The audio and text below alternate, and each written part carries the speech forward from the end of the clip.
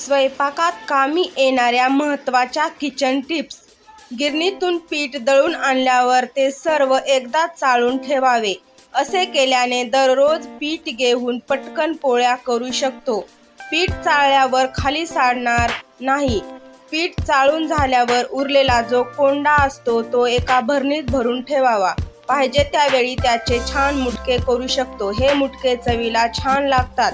या कोंड्यामध्ये फायबर व इतर जीवनसत्व भरपूर प्रमाणात असतात. पिठाच्या डब्यात 1 वाटी टाकावी. 1 वाटी पिठात 2 मध्यम पोळ्या होतात. जेवढ्या पोळ्या पाहिजेत त्या प्रमाणात वाटीने पीठ मोजून घ्यावे.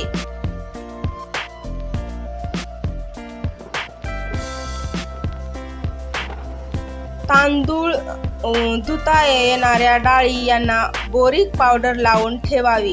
कीड लागणार नाही. मटकी, वाटाणा, हरभरा यांना बोरीक पावडर लावून ठेवावी. केमिस्ट दुकानात बोरीक पावडर सहज उपलब्ध होते. तूर डाळ उन्हात वाळवू नये.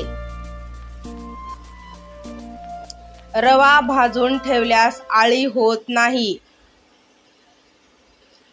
भगर फ्रीजमध्येच ठेवावी. खसखस फ्रीजमध्येच ठेवावी.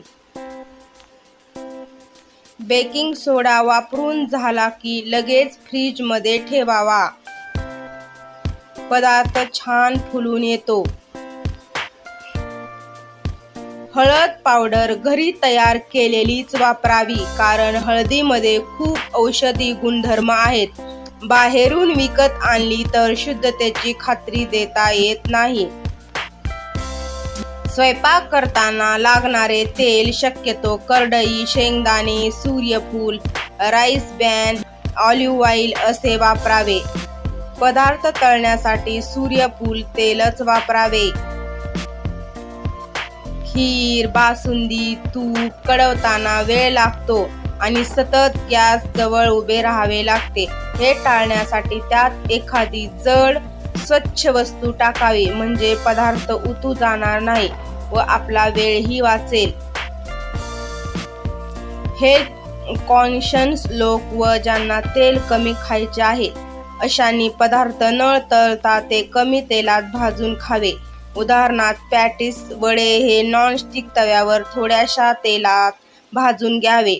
वडा, सांबर, बटाटा वडा हे पदार्थ आप्पे पात्रात शिजवून घ्यावे. रस्सम सोबत खावे. पातळ पदार्थ खाल्ले की पोट